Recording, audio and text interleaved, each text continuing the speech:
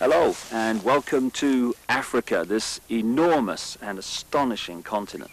South Africa, to be more precise, just a short drive outside Johannesburg. And I'm here to talk to a remarkable man, Credo Mutwa. When I first came to South Africa about 18 months ago, within 2 or 3 days I was introduced to Credo Mutwa. I'd never heard of him at the time, but from the moment I met him, I didn't stop listening and he didn't stop talking for at least 5 hours. And within the first few minutes I realized I wasn't just in the presence here of a man of great knowledge, and he's certainly that. I was in the presence of a genius, a unique human being. And Credo Mutwa is without doubt the most incredible man it has been my honor to meet. Credo is what some people around the world call a shaman, and some deeply, deeply ignorant people call a witch doctor. And to give him his official title, he's a Sanusi in the Zulu nation. Sanusi is the carrier, the keeper of the ancient knowledge of so much, including the ancient knowledge of history of Africa, where all this came from, where the people came from, what the truth of history is, instead of the largely nonsensical version of history that we get through the universities and the schools from very, very well-educated professors who know. There are only 2 Sanusis left in South Africa. Credo is one. And that's terrifying, because it means the true version of the history of this continent is dying. It's being lost to this official nonsense that we're told is history, but is absolute garbage. History has been rewritten, and the people who can put that history together again are going out of this world as they age and are not replaced. So you're about to have, as I have, the enormous privilege of hearing this man talk and seeing his knowledge preserved for as long as the electronic medium exists. He is the official storyteller and keeper of the history, the knowledge of the Zulu people. But you know, knowledge is a very dangerous thing when you're trying to hold people down into a mind prison, you're trying to manipulate them, you're trying to control them. And so people like Credo Mutwa, who have the knowledge to rewrite history and therefore rewrite the present, they are very dangerous people to those that wish to control and suppress. This man has had endless threats to his life, endless attempts on his life, right up to the last few days. And he has upset the hierarchy of his own people as much as he's upset those others in other cultures and other races that wish also to suppress the truth for reasons of preserving their own religious domination or keeping people in ignorance. And so I've come here to talk to Credo at length about many things, and this is a series of unique videos with a unique man. And what we're going to start out with is to concentrate on a bizarre story, an off-the-wall story, you would think, but one which he is confirming at every turn from his own background, his own unique knowledge of this continent. Over the last few years, as I've been trying to uncover how the world's controlled by a few people, which it is, and who those people are, it has emerged from my research that, bizarre as it may seem, a reptilian race from another world, interbred with humanity in the far ancient world, creating hybrid crossbreed bloodlines. You see references to these in the Old Testament and into endless of the ancient texts. In the Old Testament, he talks about the sons of God, which in the original is sons of the gods, plural, interbreeding with the daughters of men to create the hybrid race, the Nephilim. These gods were the literal gods of the ancient people, and they used to sacrifice people literally to the gods. And these crossbreed bloodlines, as ancient accounts tell around the world, were put into the positions of ruling royal power in the ancient world.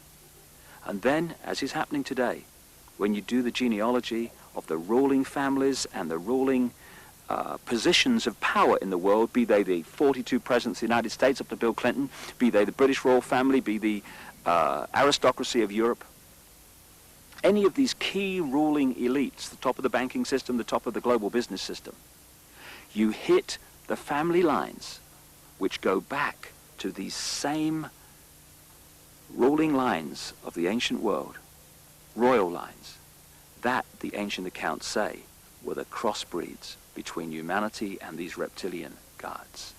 In other words, a reptilian extraterrestrial race has been controlling planet Earth for thousands of years to this day and putting its genetic compatible bloodlines into the positions of power as presidents, prime ministers, banking leaders, business leaders, etc.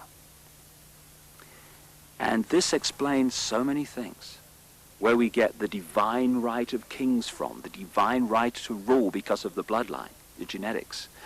Why these ruling families of the aristocracy and the royal families have always incessantly interbred with each other, just as the Eastern establishment families of the United States do, that produce so many presidents and banking leaders and administrators of government in the United States. And astonishingly, bizarre as I keep saying, and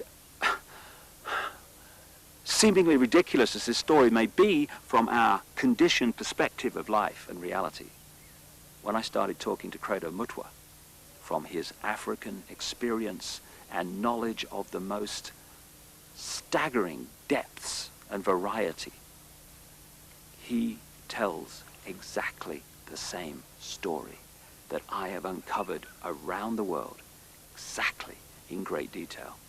And if Africa and the world is ever going to be free, and we are, then they have to listen to this man. And they have to listen now. I started out by talking to Credo about the origin of the knowledge that he is about to share with us for the first time in so many cases. Because this is the knowledge that only initiates normally get. But as Credo says, the world needs to know this.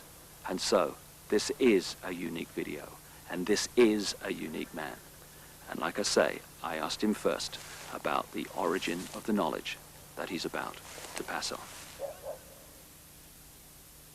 When the white man started destroying our religion, when he started demonizing our gods, when he started ridiculing what we believed in and actually using educated Africans to destroy that ancient African religion, in many parts of Africa, say, our ancient religion went underground. And there were, call them secret societies, all over South Africa and Central Africa and East Africa and West Africa, where this knowledge was stored and kept by aging guardians, many of whom did not know that in other parts of the land there were other guardians who were doing exactly as they were doing. Now, when I first became a Sangoma, I was already, say, a person of education. I had entered school as a child of 14 years. And when I became a Sangoma, I was a youth of 16 years. And what my aunt and my grandfather, as well as my maternal grandmother, taught me shook me to the core of my soul. I found that the mission schools had been teaching me lies about my people all along. Missionaries had told us as children that the only light came to Africa with white people, that before the white men came, we black people had no idea about God. We had no belief in a life after death, and that our people were just a race of savages who used to lie around in the sun, womanize, fight, and drink beer every day.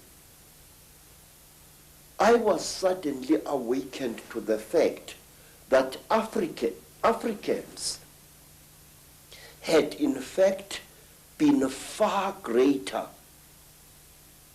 intellectually than the missionaries were willing to give them credit for. That like the white men, we had astrology, astronomy, we had surgery. In fact, I found that Zulu surgeons in the early years of the 19th century and the 18th century and even beyond could perform operations which white surgeons were not capable of operating. And the more I learned about my people, sir, the more I wanted to learn. And when my initiation under my aunt Mina and my grandfather Zico had ended, I wanted to know more and more and more. And sometimes I had to pay a ghastly price in order to gain this knowledge. In one place, here in the northwestern Transvaal, my teachers found that I was really uncircumcised. And they told me bluntly that if I wanted to be a member of this secret society, I had to undergo circumcision. And I did, and it was screamingly painful, I assure you, because it was done with a clasp knife, which somebody must have blunted a little bit, just to make sure that I got the message. Well, I had the same done, but I was asleep at the time, so we have that in common. And say, in some places in Southern Africa, if you wanted to learn the secrets of a certain secret society, you had to do dreadful things which I cannot repeat here. And at one time, in Barotse land, in the west of what is today Zambia,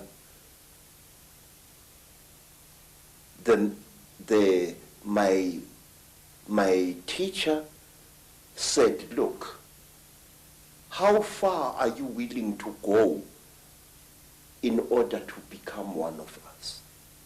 I said, I am willing to go anywhere.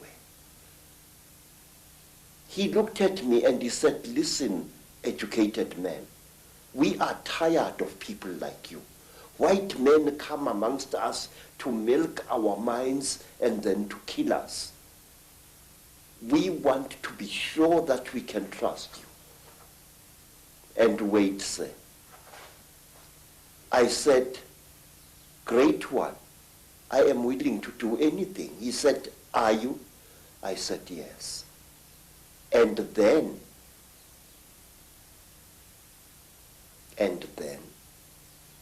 they went into a graveyard, and from there they removed the hand of a corpse, dead 2 days, and they brought it and they challenged me to cook it and eat it. I did so. And these were the peoples who first told me about a race of highly intelligent beings which they called the Chitauri, the talkers, a race of creatures which look like reptiles, who have ruled the world for hundreds, if not thousands of years. Through this dreadful act, I was able to gain knowledge which was denied to even the highest Sangomas, because they would not go through the ritual I went to. This is how secret knowledge is protected in Africa. And at one time, let me tell you another thing.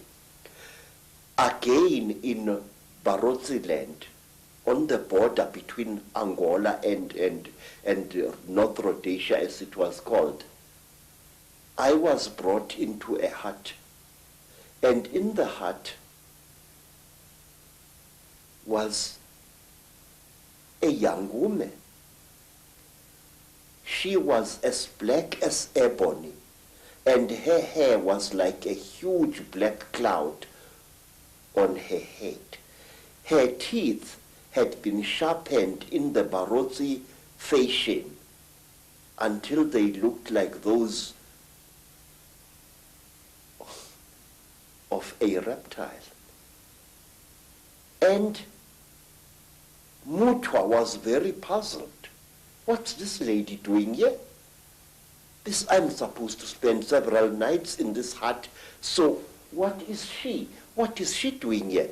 Now, Credo Mutwa, being a frightened Zulu, afraid of women but not afraid of wild animals, decided to sleep with his back to the wall, giving the lady a nice clean bath. And on the following day, Credo Mutwa was fined 15 pounds by the local chief because I had refused a sacred gift. I had been supposed to do something very amazing to this lady to show that I was one of the people. Bad luck. Bad luck. But why, Credo, have you chosen to reveal this knowledge now to a much, much wider audience? Mr. David, please, Africa is dying. Africa, is being murdered. And we are sitting like bloody fools. And we don't realize what's being done to our people.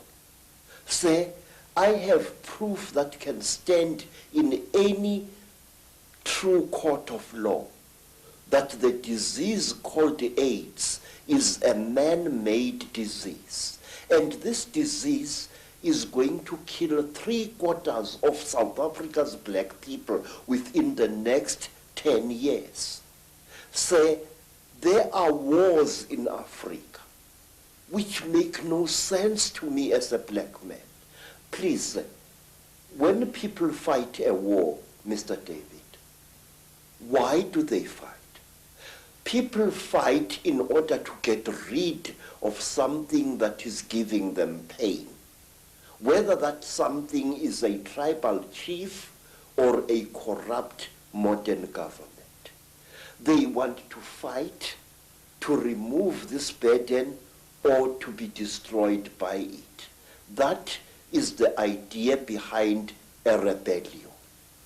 But in Africa we find wars where a group of rebels challenges a government and tries to fight against it. And then these wars and in the total destruction of that particular country, where neither the rebels nor the government wins anymore. And why?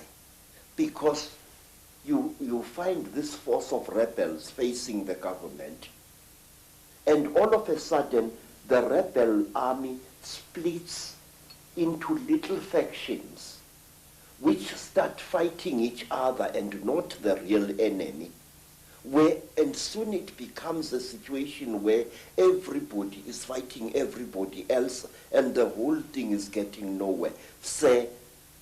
I say that these wars which are destroying Africa this way are orchestrated by forces from outside Africa. Our people need development. Our people need peace in Africa. We are basically a peaceful people.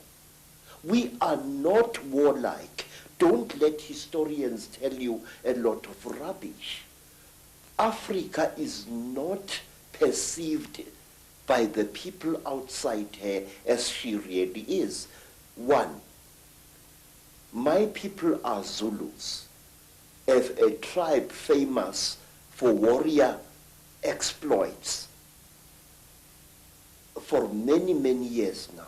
But wait, do you know, sir, that Zulu people actually hated war and didn't love it as historians would have you believe?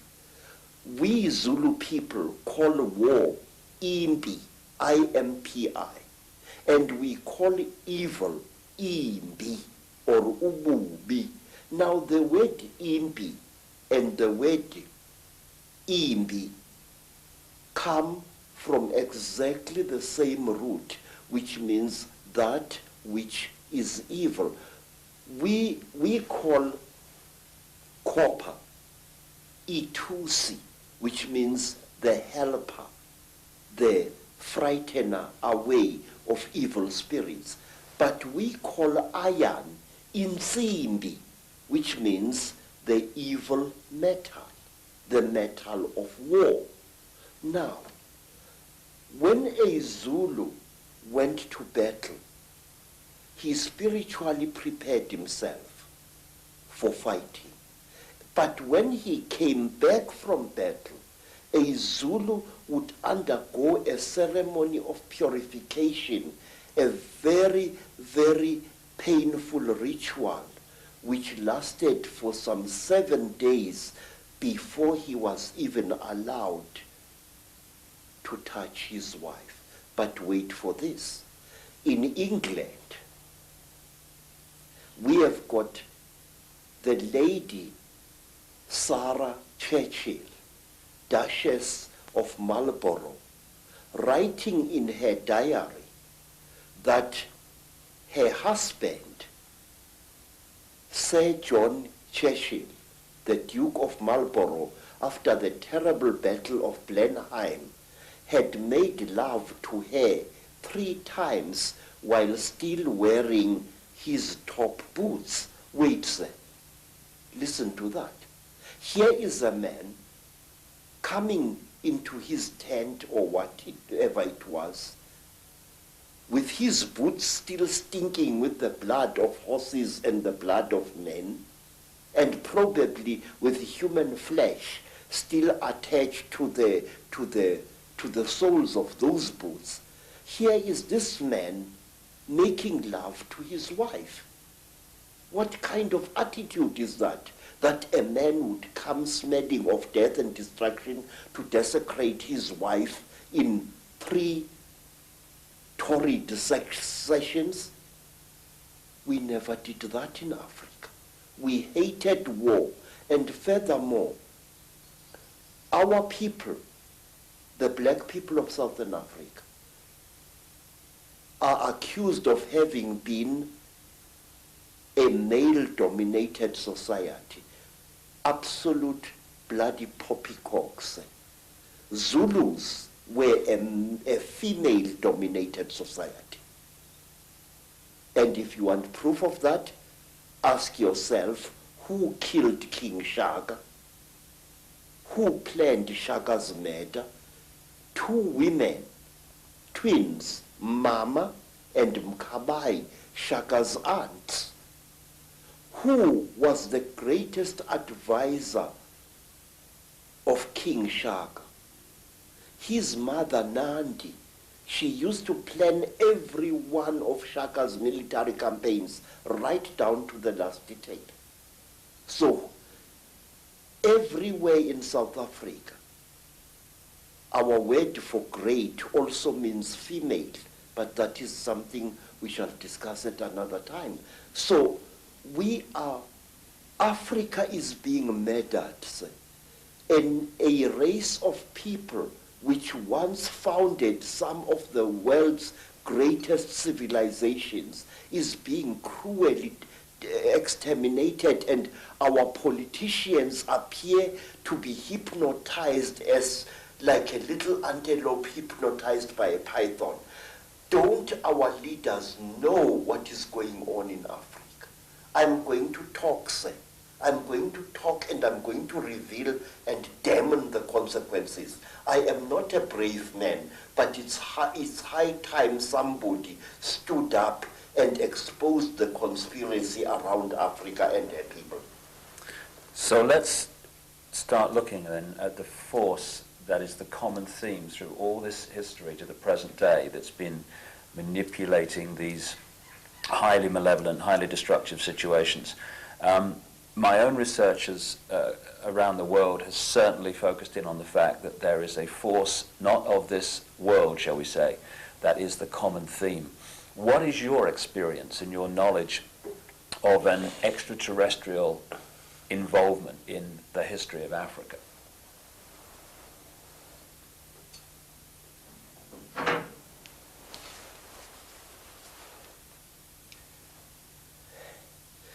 One of the most secret stories that was revealed to me, sir, is about these beings. This story was revealed to me first in Barotsident, then in the country today called Rwanda, once known as Rwanda Urundi. Then I learned about this story at that time on the foothills of Mount Kilimanjaro. This is the story, a story you find throughout Africa. There was once a time when the blue sky was invisible, when the whole world was covered with mist, when you could not see the sun as it is now, you only saw it as a splash of white light moving slowly across the sky.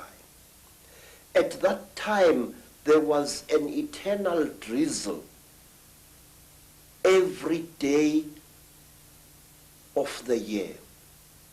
At that time, people could not see the stars. People only saw the trees growing, trees which were very, very big. There was no desert at that time, only jungle everywhere where you went. At that time, say, people were what we call in Zulu, ngubili. A human being was both male and female in one body.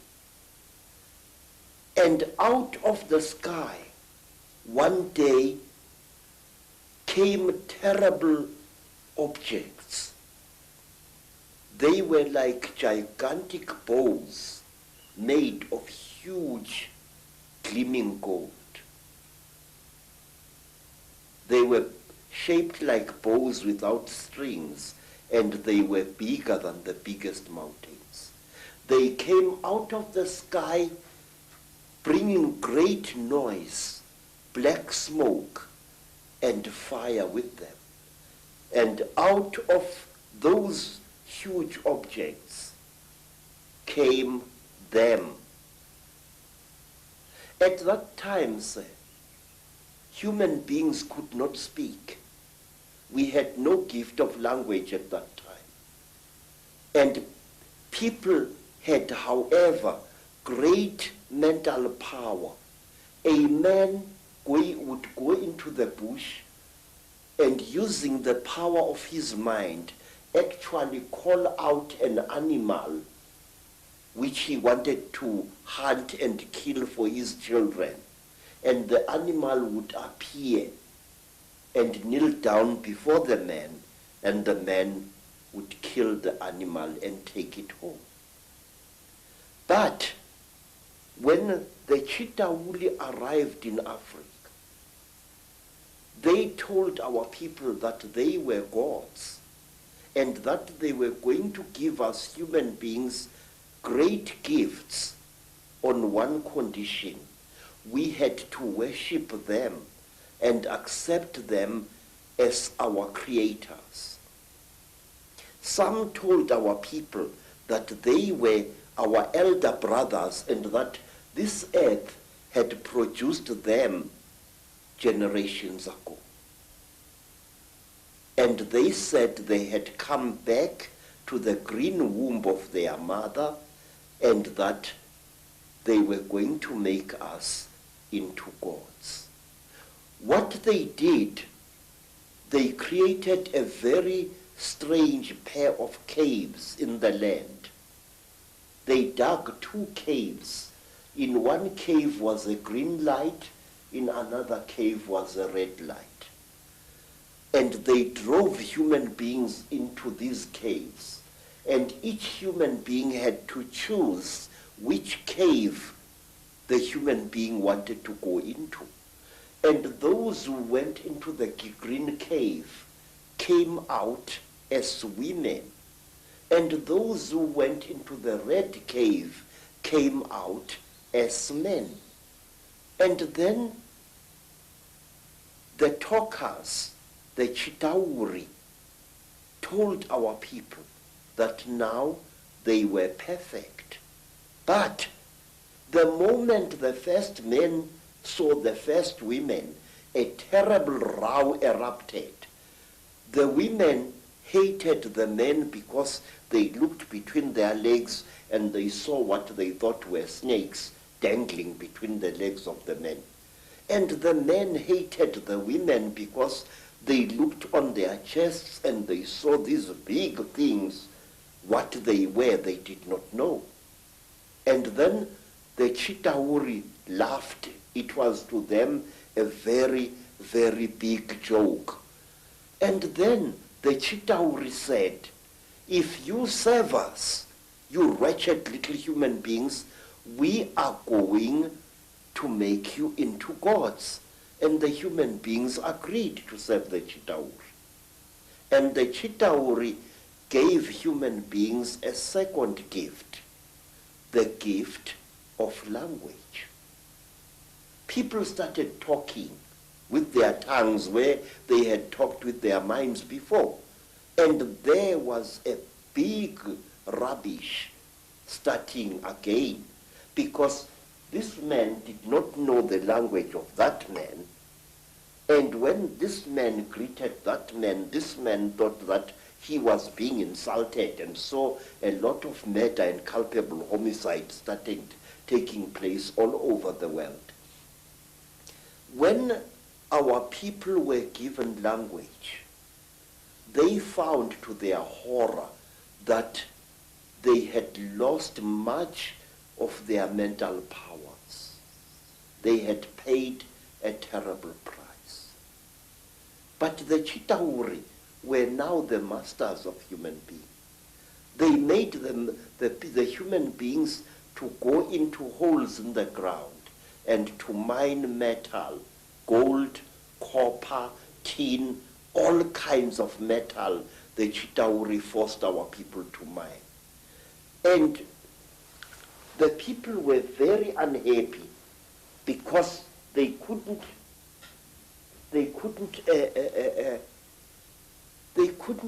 cope with the new sexual differences which were there now between men and women. And then from amongst the Chitauri came a very good female Chitauri. Her name was Mai Nzarantwari Samahongo. Mai Nzarantwari Samahongo was the senior wife of the terrible chief of the Chitauri, Umbaba Gorontwari Samahongo. She was sorry for human beings, this great reptile lady. She said to the poor people, "Ow, you are unhappy." And the people said, "Yes, great one. We go into the holes every day, we dig the stones and we bring it to the gods, but we are not happy." And Mai Nzarantwari scratched her scaly chin and began to think and to think. She was terribly ugly. Her eyes were awful, like lights in the darkness. But she had mercy in her heart, and she taught the men and the women how to make love. And she said, "Look, we divided you into males and females. Now this action is going to bring you together." But it did not, because anyone who receives a gift from the Ntwari, the children of the python, is always in trouble. What happened was that when one guy slept with his wife, he didn't find her much, so he went to steal another guy's wife, and there was a big remorse, as we say in Afrikaans, starting. So men started stealing each other's wives and each other's girlfriends, and women started stealing each other's husbands, and there was a big nonsense in the land. And King Umbaba, the terrible lord of the Ntwari, the reptile people, said, "Look what you've done, you stupid old woman. Now these people, they are making such a noise. Listen to all that screaming in the bush. They are busy making love there, and our gold is not being dug, and you are responsible for this." Nzarantwari thought and thought and thought and thought, and then she got a plan, and she said, "I will make them stop. When they make love to each other, the female is going to get pregnant. And when she is pregnant, the male is going to leave her alone, and that noise in the bush will not be so disturbing to you, my lord." And Umbaba said, "You had better. There is no production here." And so all the women in the world was pregnant, and Umbaba was furious with his wife. And so it went on and on until one day Nzarantwari activated a black hero called Mweru. And Mweru challenged the great chief of the serpent people to a fight. And he cut off the royal penis of the king of the snake people. And that caused a big war. Mweru ran away. But Umbaba, the terrible chief of the people, caught him and arrested him and brought him to his village. And there, the great chief Gorontwari Umbaba said, "Look, you cut off my thing, and I have replaced it with one made of gold, and I can't make love to my wife anymore. You think too much, you wretched little human being." Now Umbaba had a terrible nail in one of his hands, a claw. And with this claw, he drove the claw into poor Mweru's nostril, making a terrible hole into his brain, and he started drinking Mweru's brain, and then he threw away the corpse.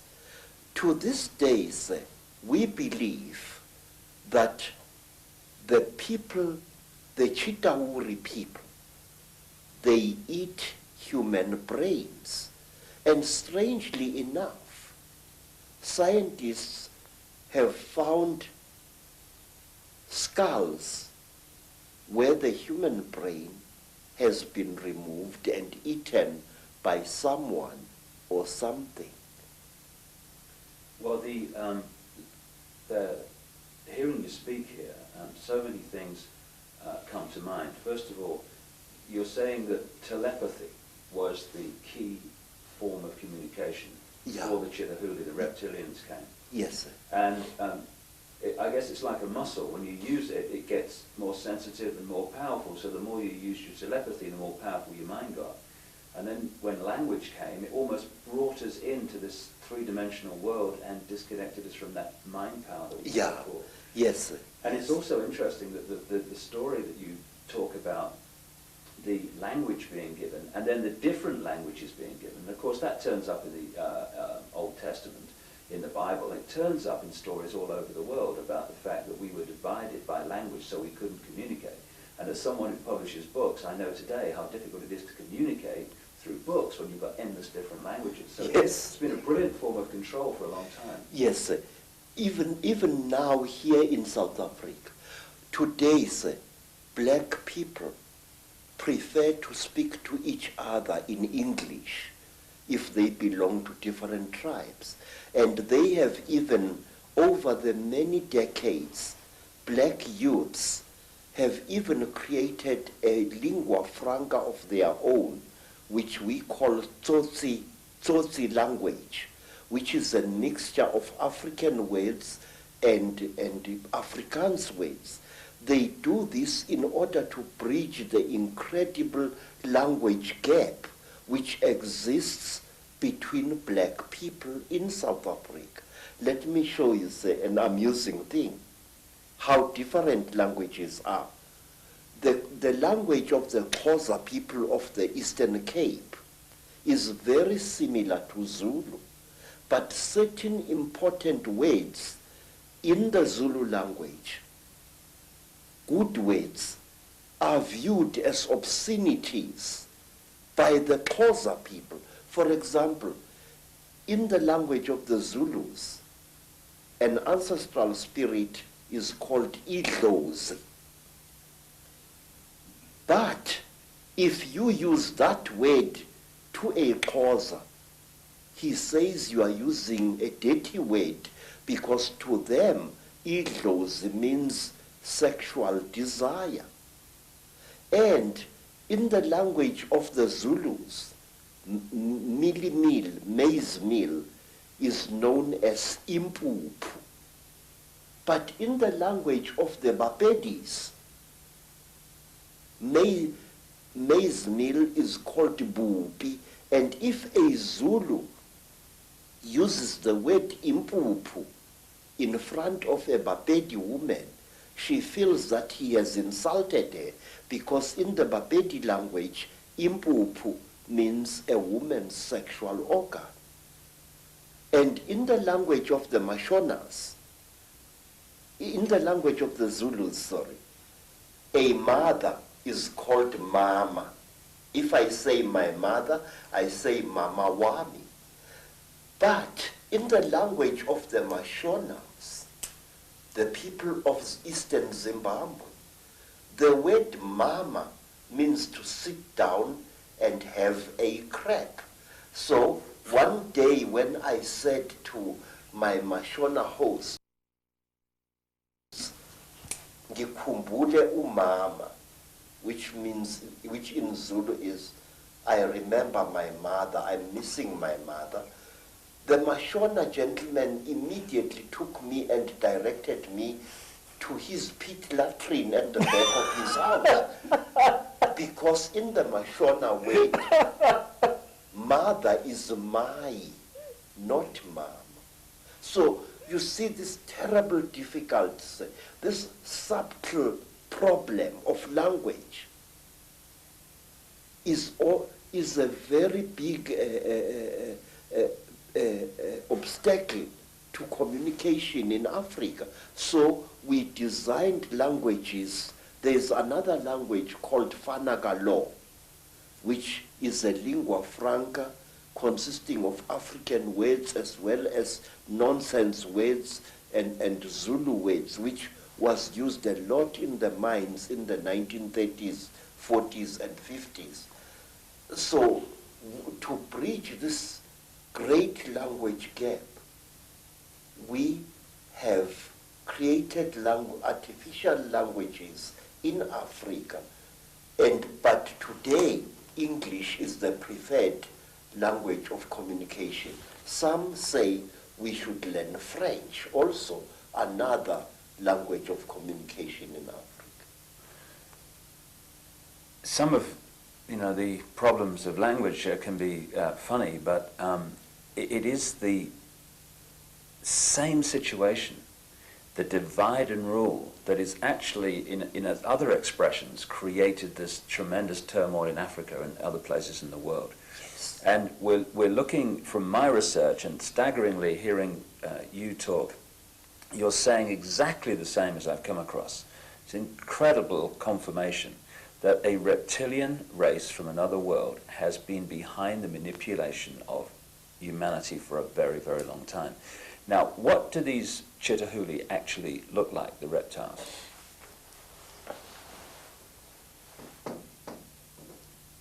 I'm not a good artist, sir. You're better than me, that's for sure. But this is how we believe the Chitauri look like.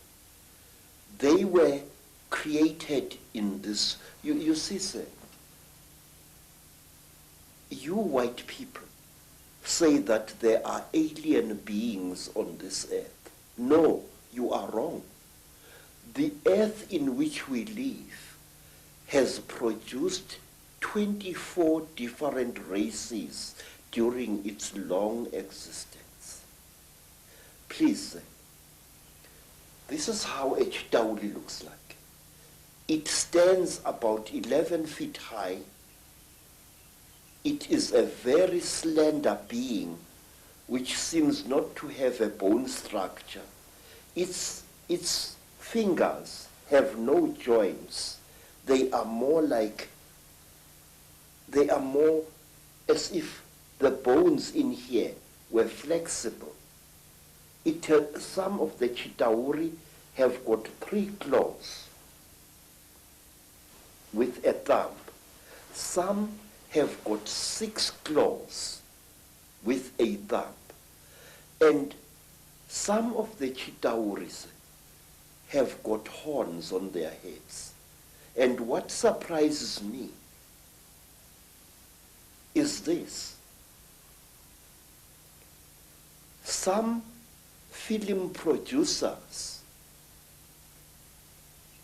like the producers who make the films Star Wars, George Lucas, often show creatures in their films which actually exist, which even the most uneducated of Africans who knows this Chitauri can identify.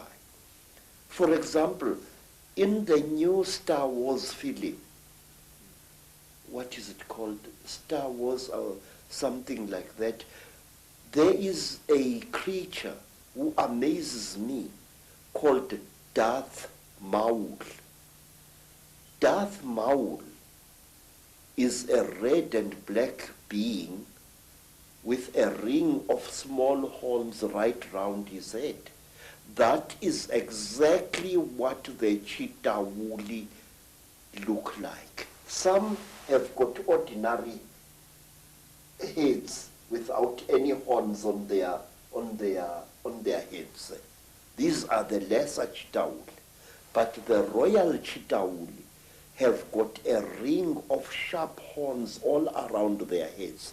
And the very high Chitauri, like their king, Mubaba Samahongo, they have got very long horns which grow this way.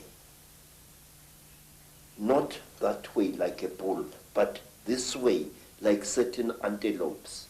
Now, I just wonder, where these film producers get their information from. And in one strange films, which my student called me to come and watch, was the thing called Stargate 2. Mm-hmm. And in that films, there was a creature, a very slimy, cream-colored creature with heavy wrinkles on its face. It was a spitting likeness of Mubaba Samahongo, the terrible emperor of the Chitauri. Well, clearly there's a tremendous amount of knowledge of what's been going on and what is going on, which comes out symbolically through films and areas of communication like Hollywood.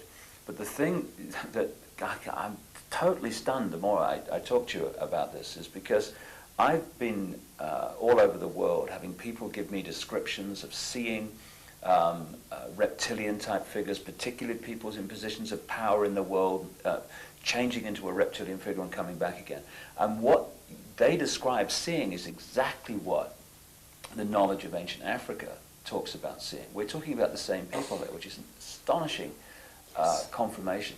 And the eyes is something that keeps coming up being described. Yes. Tell me about the eyes of the Chitauri. Say, a warrior Chitauri has got eyes like a snake. These eyes are yellowish with split pupils, and they glow in darkness. So if a Chitauri, a warrior Chitauri, one of the lesser classes, is hiding in a cave, you can see its eyes burning. But a royal Chitauri has got 3 eyes. It's got the yellow eyes, which glow in a strange, almost ice-like way, like jewels, like certain types of yellow jewel. And then they have got an eye in the center of their foreheads, an eye which doesn't close up down like a normal eye does, but which closes from side to side and which opens this way. Now this eye of the Chitauri is the eye that kills, because it can knock a man down just by the fire, the glare that comes out of it. Is this where the constant recurring theme of the evil eye comes from? Yes, yes. In fact, Mubaba, the emperor of the Chitauri, who is said to be still alive today, Mubaba has got a central eye. His other 2 eyes were stitched shut by a jealous wife. But his killing eye, the Samahongo, the terrible red eye, opens. He can even open it like this. Mr. David, I would like to share a little thing with you. It is this: the best way to protect an evil thing is to deny its existence. And if you talk about things such as the Chitauri, if you talk about things such as the Mandinda, there are many people who say to you, rubbish, this thing does not exist. Now, in this way, this great evil is protected by being denied. One day in my long travels through the world, I was in New York, in that place called Harlem, and I saw a graffiti on a wall along a passage, and the graffiti was, there is no such a thing as the mafia, and we will kill any asshole who says that there is. In this, again and again, in America, people deny the existence of the mafia, and by denying it, actually protect it wittingly or unwittingly. There are those who deny that a national and international conspiracy exists. They deny it ferociously. But by denying it, they are actually assisting it and actually protecting it. We must stop denying the existence of these things. We must stop saying that there are no Chitauri, that there are no aliens, that there are no Illuminati. There are. I could tell you for hours. For example, do you know what we Zulu people call a person, a very, very clever person, a very, very wise person, a person who has received light from God? We call him umkhanyiselwa. In other words, the illuminated one. Khanyisa means to light up something. And umkhanyiselwa is somebody who has been lighted up by the gods. So you say Illuminati, I say umkhanyiselwa. It's the same thing. And my research very clearly, and again, you're right, there's tremendous denial of this is the fact. Even among conspiracy researchers, there's tremendous denial that the Chitauri, the reptilians, and the Illuminati are actually the same thing. Exactly, sir. Because amongst my people, we say that when two Chitauri are challenging each other for power, and they must fight a duel with their terrible eyes, they start glowing like fishes deep in the sea. And the faster they glow, the angrier they are said to be. Now that is why there are certain parts of Africa where people are advised not to walk at night, because that is where the Chitauri often fight. And one of these parts of Africa, sir, is a remarkable place called the Mountains of the Round Rocks, Matobo, wrongly pronounced Matopo, in Zimbabwe. These hills are really not remarkable in themselves. These hills are said to be the one place in Africa where the Chitauri have been seen. And these hills is where Cecil John Rhodes lies buried, but there is more. You must visit this place at one time. Amongst the rocks on the Mato Mountains, you find a species of lizard which you don't find anywhere in Africa or the world. A species of lizard which responds to the call of a human being.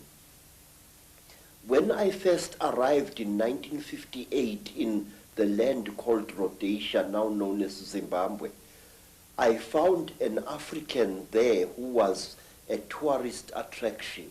He was a game warden who made strange sounds calling out. And as he called out, these strange lizards, the only type of lizard anywhere on earth which responds to the human voice, used to come out of cracks and out of holes in the ground and to gather around this African. And it was this African game warden who told me that the sounds he is making are not just noise, they are the speech of the Chitauri star gods. Isn't it a staggering coincidence that Cecil Rhodes, one of the greatest Illuminati frontmen, perhaps certainly of modern times, who did so much to imprison Africa, should choose to be buried at the point where this is all going on? You see, sir, Cecil John Rhodes wormed his way into the hearts of Africans, and in their despair, wise men of the Mashona people, wise men of Matebele people, tried to make Cecil John Rhodes one of them. They told him about the secrets of the Mato Mountains, that under the Mato Mountains lies a city of great wisdom, which is the home of the last survivors of the Chitauri god beings in that part of Africa. And if you go to the Mato Mountains and you carry a 4-pound hammer and you strike certain parts of that landscape with that hammer, it gives out a hollow sound which shows you that there are caverns deep underground there. There are two sets of mountains. There is the Mato Mountains, and then to the east of Zimbabwe, there are the great mountains known as the Inyangani, the Weeping Moon Mountains. There, even now, people disappear without trace. Sometimes a person would disappear for several days and reappear a few days later, not knowing where he had been or where she had been. And white people have disappeared there. Black people in their thousands have disappeared there. It was there that I also went missing for 4 days in 1959 in one of the most traumatic experiences of my life. What happened? Well, it's a long story, sir. My teacher, Elizabeth Moyo, had sent me to get a special herb which grows only on the foothills of those mountains. It was just an ordinary day like any other, just beautiful day like this one outside here. And I love the African wilderness. I'm at home in the bush, especially in the days when I was still in good health. I love the animals. I love their smell, and I love the smell of the vegetation. And I was looking for this herb when all of a sudden a bright blue mist fell all around me. It took me some time to react to this strange thing. It was a hot day, and all of a sudden the temperature around me dropped. It was as if I was on the slope of a very cold mountain, but it was a warm day. And then the next moment, I was in what appeared to be a metal-lined tunnel, a caving tunnel, and I was lying on what looked like a workbench, a very large workbench of some kind. You know, an iron table which an engineer or somebody working with metal would use for welding and cutting metal upon. But this workbench was very brightly polished. And there I was lying there with my trousers missing and only my khaki shirt, when I saw again through what appeared to be like blue mist a number of moving objects, which at first I thought were dolls. And these objects were moving towards me. I noticed with mild surprise that they were very thin, short, human-like creatures with very, very large melon-shaped heads. The creatures had no noses, as human beings have. They had only small little holes on either side of where the nose would be, and their mouths were like knife cuts at the bottom of their faces. And these creatures were coming towards me. In color, they were gray, like certain types of fish, and they wore silvery gray garments which reached up to their necks and up to their wrists.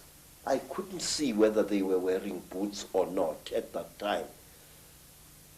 And while I was looking at these creatures, I suddenly was aware that something was above me, standing there, and I looked up straight into the face of one of them, a much taller one than the others.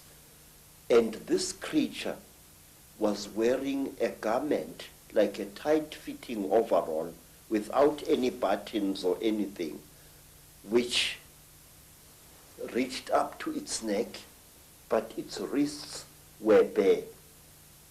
I noticed that the creatures had very long fingers.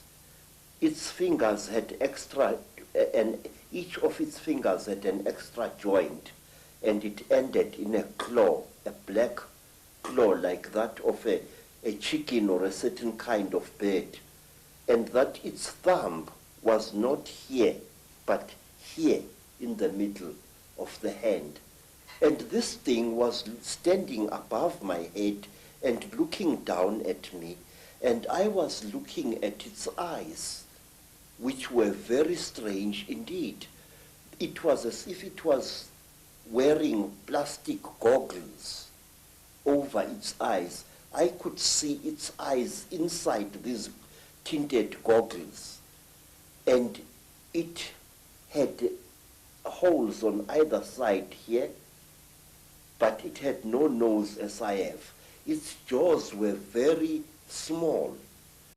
And then, from behind this metal creature, there appeared another creature. It was so radically different from the gray creatures in that it looked exactly like an earthly human being.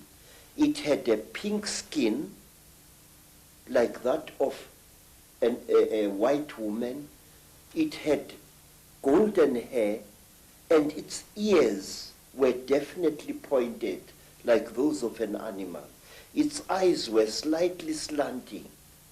They were pale, pale blue, and never once did they blink.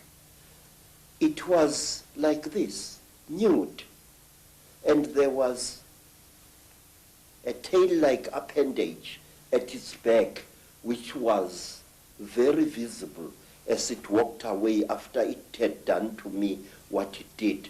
What this thing did, it climbed over me and made love to me. And I noticed that unlike normal women, its breasts were set too high in its chest, and they were very, very hard in appearance. And that here, the pubic hair as well as the hair in the armpits was a fiery red, as if it had been dyed. And this thing didn't even blink. Its eyes were just like this, looking at you as if there was no liquid in the eyes. Just an unblinking, terrible stare. And it was a small creature, about the size of a 16-year-old girl. But it was very, very heavy as it sat on top of me. And there was no emotion in that whole nonsense. There was no, you know, I just, and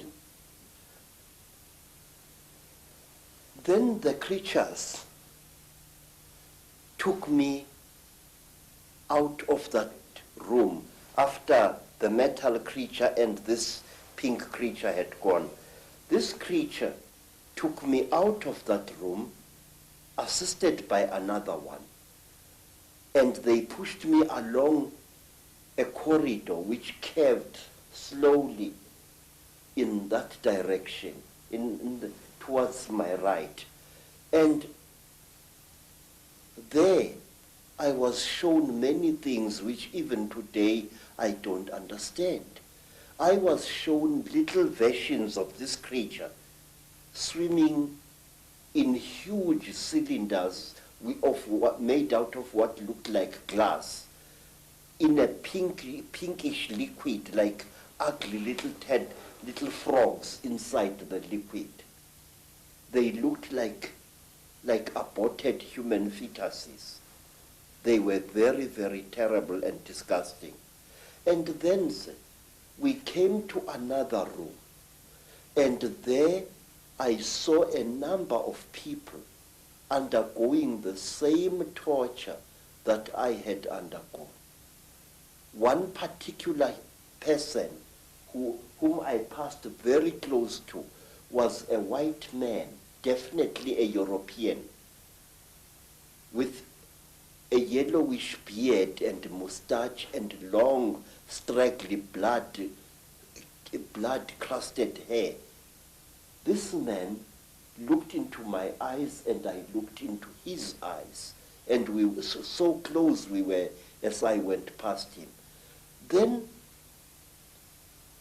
to cut a long story short, I found myself in the bush again. But I was wearing only my shirt. My boots were gone, and so was my trousers. So I took off my shirt and wore it around my waist as a loincloth. And I started traveling, not knowing really in which direction I was going. Then I came to a track, and I walked along that, and some time later I saw people coming towards me.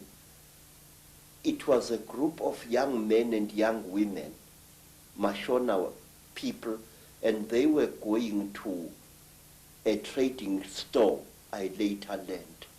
I asked them where Elizabeth Moyo's homestead was, and they directed me to it, but they kept a safe distance away from me.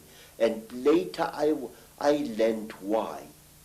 I was carrying a horrible, non-human smell upon me. When at long last I came to Mrs. Moyo's village, all the dogs in that place went hysterical.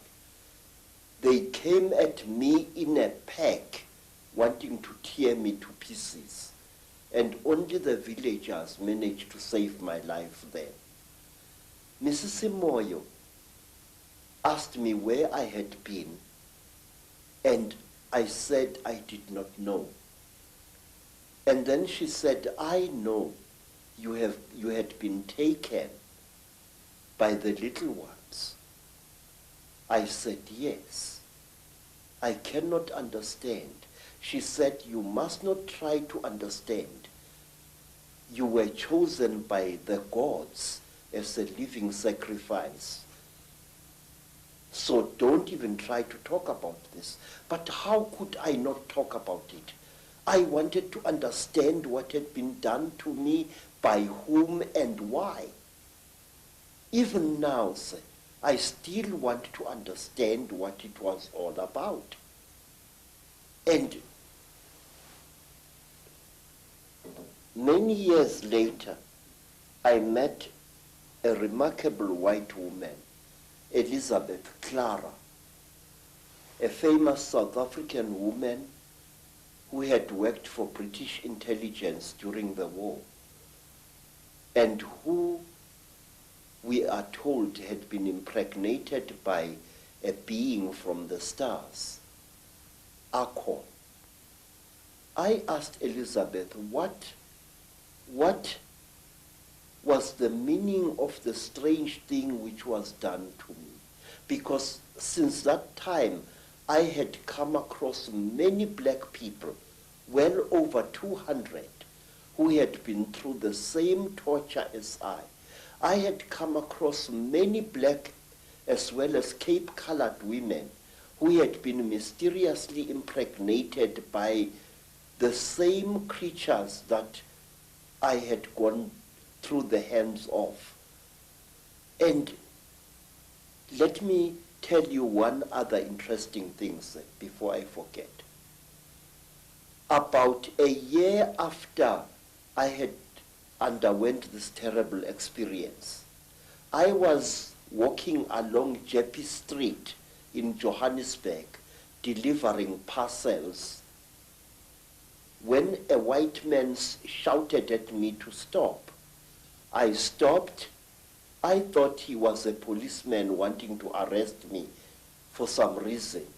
And when I tried to produce my identity document, the white man said, "Listen, I don't want your nasty word passbook Kefa." I said, "Then sir, what do you want, Bas?" He said, "Listen, where did I see you? Where did I see you?" I said, "I don't know, Bas." But he looked very familiar to me. And then he said, "Listen, don't bullshit me, man. Where did I see you? Where did you and I meet?" Then I said to him, "I saw you in Rhodesia, in a certain place. You were lying on a table. If I had hit that white man with a fist, he would not have reacted the way he did. He went pale, almost dirty gray in appearance, and he turned away with a terrible, dirty word, and he walked away. His eyes were filled not with anger, sir, but with pure, naked terror." Astonishing story. Yes, sir. But there is more, sir. There is more, because I still want to know what was done to me. Sir, one day you and I must talk more, in greater depth than now. I would like to tell you that since that time, I have found that I know things that a man of my standard of education shouldn't know. These hands, and those who know me can confirm this, these hands not only have made these sculptures using ancient African metal casting secrets. These hands, believe it or not, can make guns and working jet engines. And one day I wish you to come back to South Africa and I will show you one of these things. I know things which I shouldn't know, and it started at that time. Now, you see, sir, I want to know, what am I? Since that terrible time, my life as a man was really messed up. And one day let me tell you, sir, since that time, I have become a very confused creature.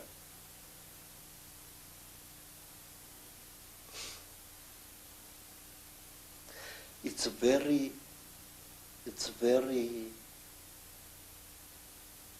embarrassing, really. But since that terrible day, I became bisexual, which to me as an African is very, very disgusting. Since that time, my mind doesn't seem to be my own. I think about things that a man like me shouldn't bother himself about. I worry about people. It's sickening. I have ruined my life because of worrying about people. I feel that I want to take every human being on this earth by the shoulders, shake them roughly and say, listen, Pastor, there is more to this earth than you think. Say, I have seen the Chitauri. I have smelt them. I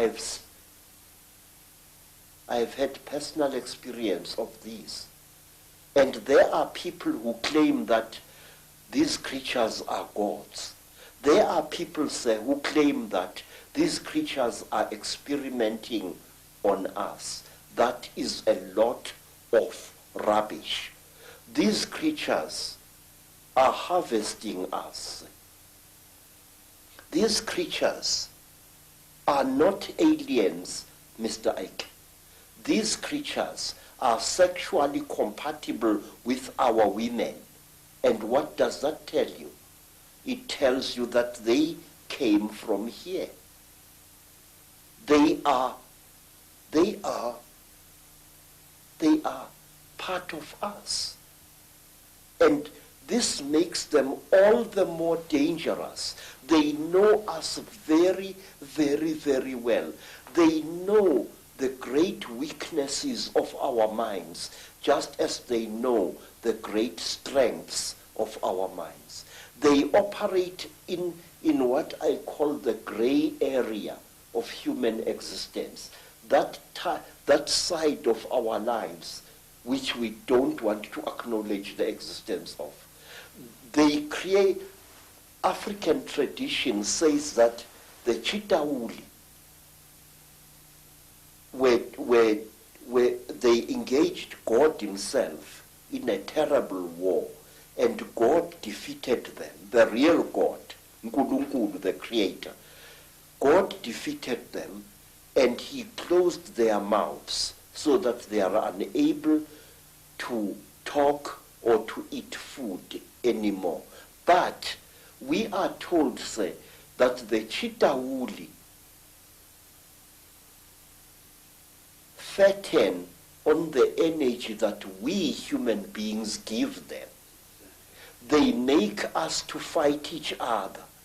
And when the whole land is drowning in death and fear and terror, when hundreds and hundreds of people are angry and afraid, the Chitauri get fat because they eat that what we call the dark power, which is brought about when human beings destroy the planet on which they live.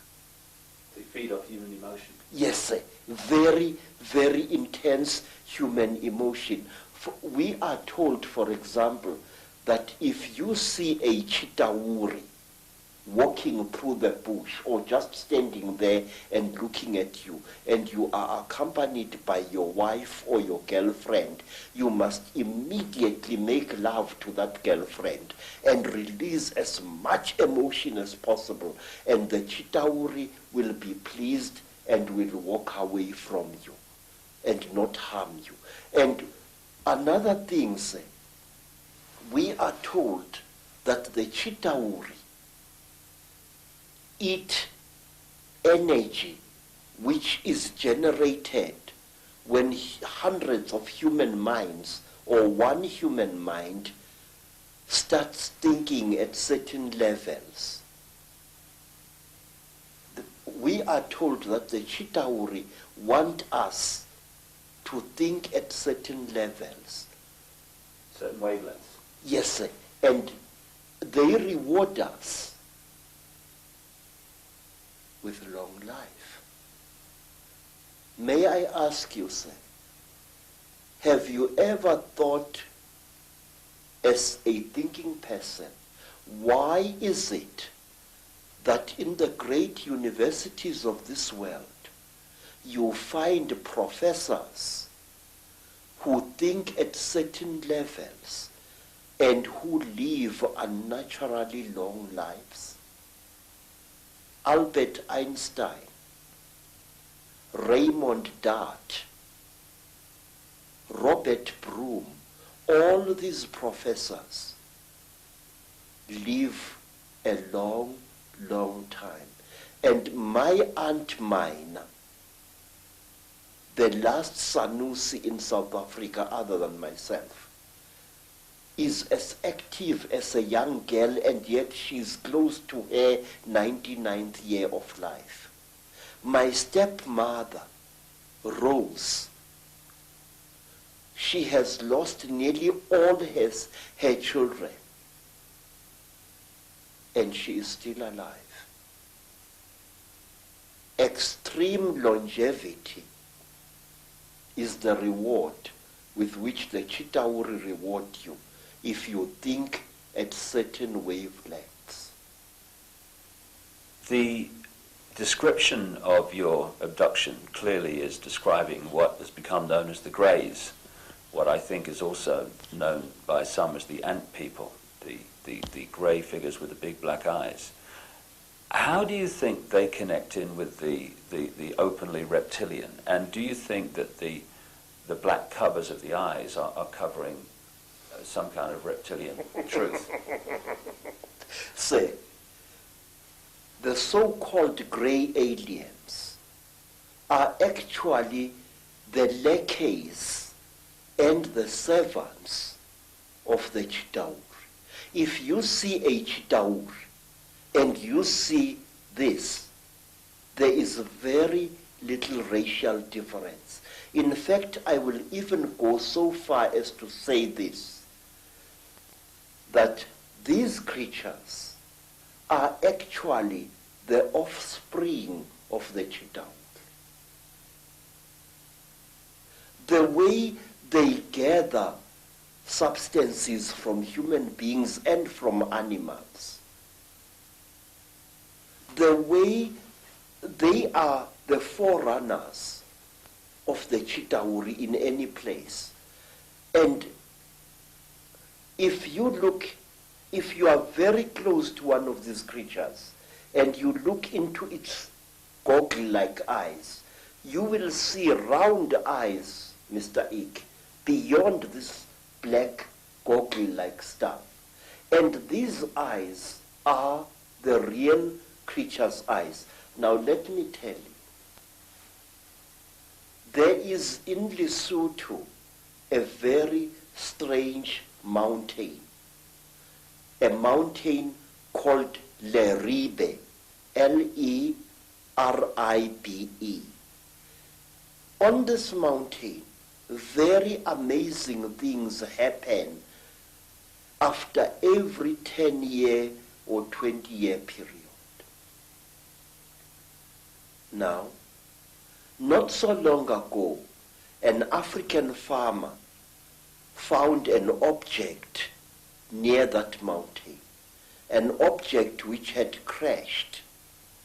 And he was driving his tractor and he saw this strange object lying in the ground with tiny little bolts of lightning racing all around its edge. And the African walked up to the object, and when he wanted to touch it, a strange power struck him and sent him sprawling on his back to the ground. The African got onto his tractor and got out of there. What the African had seen had been a crashed UFO, a flying saucer. He described it very amazingly. And he said that after a few days, there appeared what he said was a huge removal van, very big, accompanied by soldiers wearing black uniforms, goggles and berets. And these soldiers lifted the object into the van, and the van drove away. But when people came to the site, they saw that something had fallen there, but they saw no heavy tire tracks of the vehicle that the man had described. Something had crashed there, had been removed, but there were no wheel marks of the heavy vehicle he had described. Now let me tell you something else.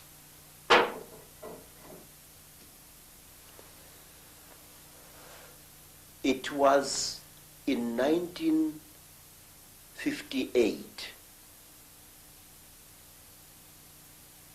In fact, I think that the incident I'm going to describe to you, sir, is somehow connected to what happened to me in 1959. I'm sure of it. A friend of mine in Lesotho called me. He said that he had something very important and that we had to share this. He said, please, I must come to Lesotho. I must come. And I went there. And then I found that he had dug a hole at the back of his hut.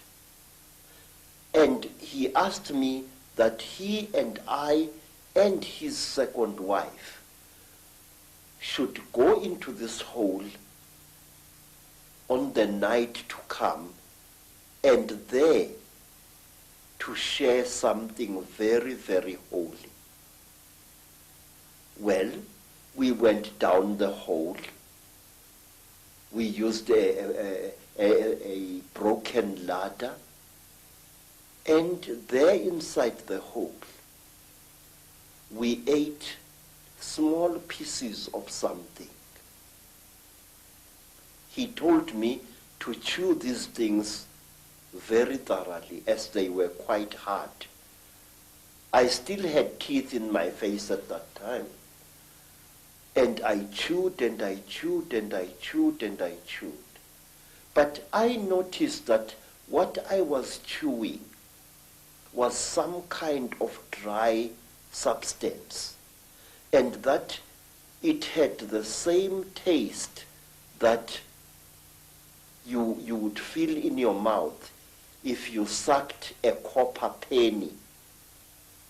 It had that coppery taste, like as if you were sucking an old copper coin.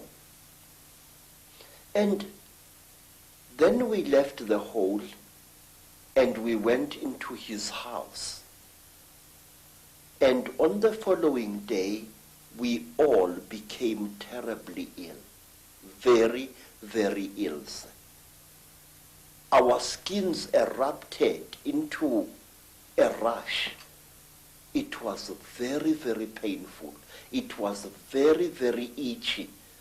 We bathed with urine trying to take the itching away, but it failed.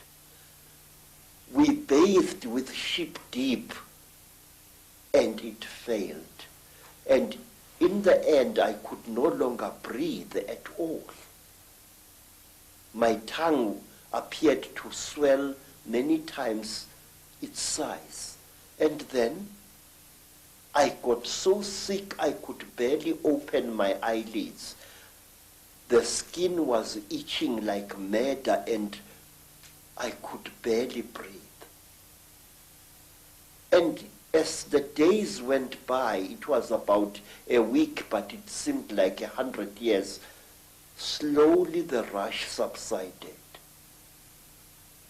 And my skin began to peel, as did my friend's skin and the skin of his wife. We were very, very, very sick. And when I could speak, I asked him, what was the thing that you gave me to eat? This is the thing that has made us so sick. Why did you do this, my friend? He said, look, what we shared was something that can only be eaten while you are hiding in a hole. And that thing is the flesh of a god. I said, God? He said, yes. I said, but I am sick now. He said, wait, you'll recover. You either die within 2 days or you recover. Now we are going to recover because we are still alive after 2 days. Mr. Icke, I can't describe to you what happened next. I wish you to imagine, sir, you are sick, weak, and feverish. Suddenly, you get stuck, staring, raving, laughing mad. We started laughing. Ha ha ha ha ha ha. It was utterly incredible. What had made us what had caused the laughter we did not know, but we laughed for hours, all three of us. And then, when our jaws couldn't laugh anymore, a new thing happened. My friend's eldest daughter gave us all water. And when I drank that water, my sense of taste was so heightened that I was utterly shaken. Ordinary water from a mountain spring tasted like, I don't know like what, like wine, like something out of I don't know where. My taste buds must have been souped up somehow. And then another feeling, which I cannot describe, fell over all of us. It was a feeling as if we were one with the entire universe. When I looked at a tree outside my friend's homestead, it was as if that tree was a multicolored living rainbow. When I looked at the mountain far away, my sense of sight was so intense that I could see colors beyond colors. I can't give you any other description. And then say, afterwards, I was very weak, but with a monstrous appetite. And then I left my friend's homestead and returned to South Africa. Every step of the way, I seemed like a person reborn. It was a feeling that no words can describe. And when I asked my friend by letter afterwards, what was this God flesh? He said it had been the flesh of a puana. What we call the grave. Yes, sir. People who say that these things don't exist had better think again. They are tangible, they are smellable, and furthermore, they are edible if you are willing to take the risk. In Africa, we have an ancient custom whose existence many people deny today, that anything that claims to be a god should be eaten. There are places in Africa even now where if you are a spiritual person and you are sick, well, let me tell you what happened to me in the country today called Zaire. I got sick. I was undergoing yet another of my 7 initiations, and I fell sick from very bad running stomach. And I was so sick, everything that my friends, white friends and black friends could do failed to help me. And then, one night, some of my teachers came to me and requested that since I was going to die, would I please allow them the honor of eating me after death? Now, sir, it's a very good thing to be invited to a dinner, but not when you happen to be part of the menu. And I recovered so quickly that I escaped from that area in one of their ramshackle buses, and I never went back. Thank you very much. Fear can be a wonderful medicine sometimes, and it was with me. Do you think, Credo, that those senses that you experience, that really heightened sense of everything, of oneness, of whatever, are the very senses that the Chitauri have manipulated out of us? I do, sir. I do very much. They were senses like no human being possesses. May I add, no human being possesses anymore. It was as if at one time, sir, a voice was speaking in my head, a very amazing voice. And after that, my powers of prophecy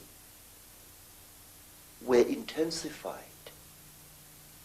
This is what I think. We human beings are holier and more wonderful than we think we are. And I feel we lost something at some time in the course of our development, or shall I say, in the course of our manipulation. Credo, this is fascinating information, which I'm sure many people in the UFO research community will be very, very interested in. That is that these grey extraterrestrials, or grey figures, whatever they are, don't actually really look like that. They're almost in disguise. Yes, sir, they are. And I will tell you why. Grey aliens have died in various parts of Africa. They have been killed, and they are very, very quick to recover the bodies of their friends which have fallen out of their crashed spacecraft. But sometimes African sangomas steal these bodies before they can be recovered. And believe me, sir, I have heard and I've seen that butchering a corpse of one of these creatures is extremely hard work. What you think is the skin of the creature is actually a tight-fitting costume that the creature is wearing. Under this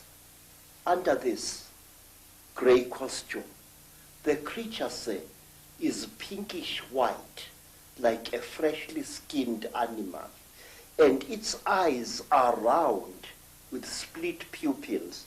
These are goggles which the creature is wearing. Now, how do I know that? In order to dismember a creature like this, incidentally we call them mantindane in Zulu, which means the tormentors, the torturers. In order to dismember a creature like this, you need a brand new axe from the trading store, a heavy axe sharpened to a razor's edge in order to cut through the creature's skin. The creature's skin is not adhering to the flesh. You know, my skin is clinging to my flesh, yes? But the creature, there is a gap between the creature's flesh and its supposed skin. This is a material and not a skin. So the creature is actually wearing two garments. It's wearing a completely skin-tight garment which covers its entire body. And it is wearing an overall along these lines. Very often there are no gloves. And here, to cut up a mandindane, you need very, very sharp iron. And you have got to be a strong person even to reach its flesh. But once you have cut through the cover, the close-fitting covering, you can just open the whole thing and see the dead creature's flesh underneath it. And is it reptilian? Yes, sir. It is. I will tell you how the creature looks like without its gray skin. It is like certain types of tropical fish. It's like the belly of that type of fish that is fried in South Africa to make fish and chips. That gray fish, that long gray fish. The texture of its real skin is like that. But the blood vessels are very close to the surface. In fact, not so long ago, Mr. Icke, right here in South Africa, several hundred school children, some black, some colored, were terrorized by a creature they called Pinky Pinky, a creature which looked as if it had been skinned alive. That was a mandindane without its skin or costume. It's interesting when you're talking about the black eyes of these greys being a cover for something, and then you have the stories of the men in black who seem to interact not very positively, to say the least, with people involved in UFO and UFO investigation and stuff. And these men in black have these black goggle-like sunglasses, which are almost a mirror of the same. Exactly, sir. But let me tell you that over the last 100 years or so, the men in black have become westernized, in Africa at least. In old Africa, if you killed a mandindane, one of these, you were visited by terrible beings who wore long black robes made of animal skin and deep hoods over their heads. And these creatures used to wear white masks with very, very terrible looking black eyes painted on them. They were called Izilo Zengubo, the beasts of the blanket. And may I tell you that these terrible beings, our African version of the men in black, used to play an important part in the choosing of certain kings in South Africa.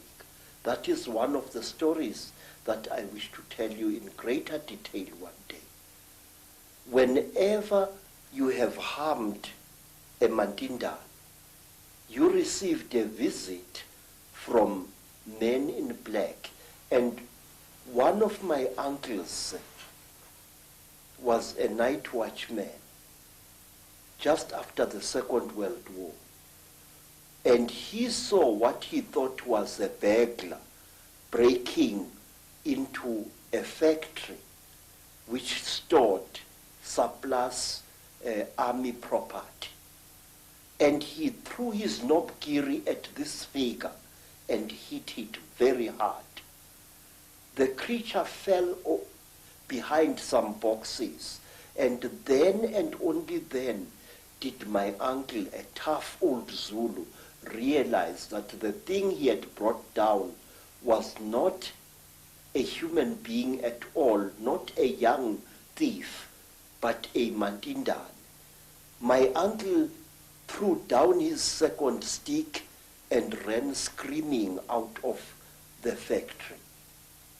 And not long after that, because my uncle had taken from the creature what he thought was its bag, he took the bag with him to Alexander Township after he had run out of the factory, but he could not open the bag. And while he was sitting in the shack in Alexander Township, just near Johannesburg, there arrived at his shack 2 white men who posed as detectives. And these so-called detectives told my uncle's common law wife that she must give to them the bag that my uncle had taken from the little man. And she did, and they vanished.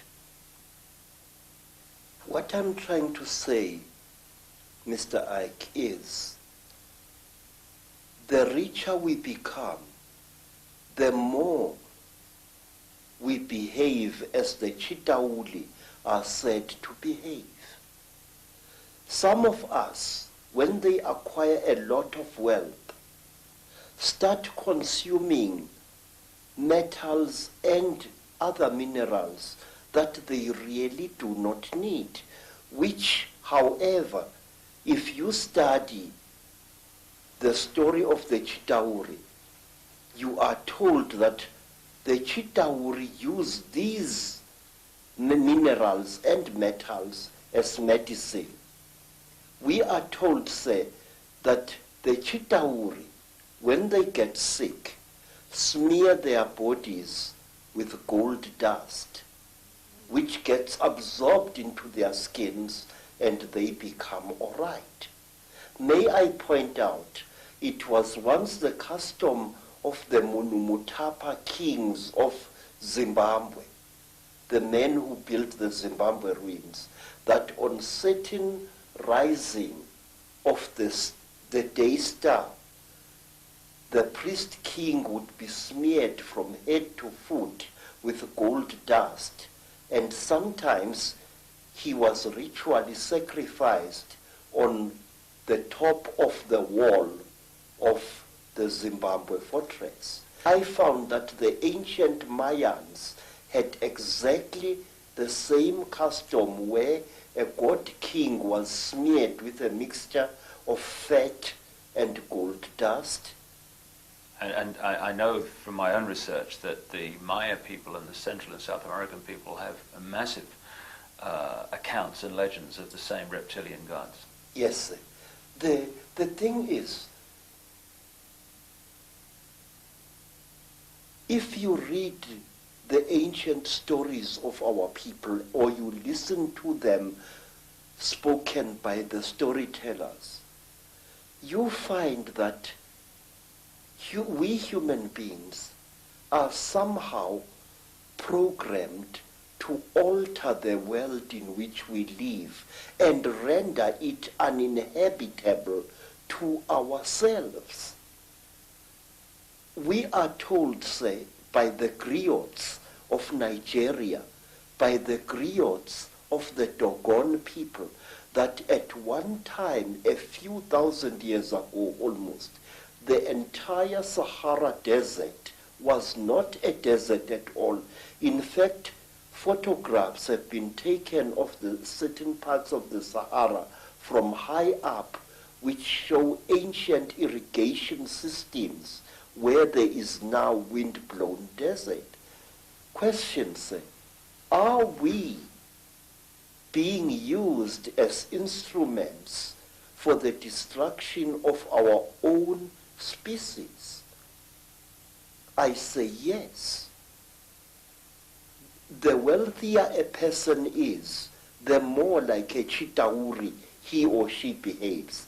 Some wealthy people even go to the extent of throwing away their old spouses and acquiring new ones, exactly as King Samahongo of the Chitauri does. He kills and eats all his wives when they can no longer make love to him properly, and he acquires new ones. He killed and ate 36 of his wives over a long reign, and only one wife was cunning enough to keep out of his clutches. You see millionaires divorcing their wives and acquiring new wives. And the Chitauri, unlike traditional Africans, believe that a female is inferior to the male. And so do the wealthy people who acquire great wealth in this world. They tend to look down upon women and even to abuse them. Well, let's connect this into the present day.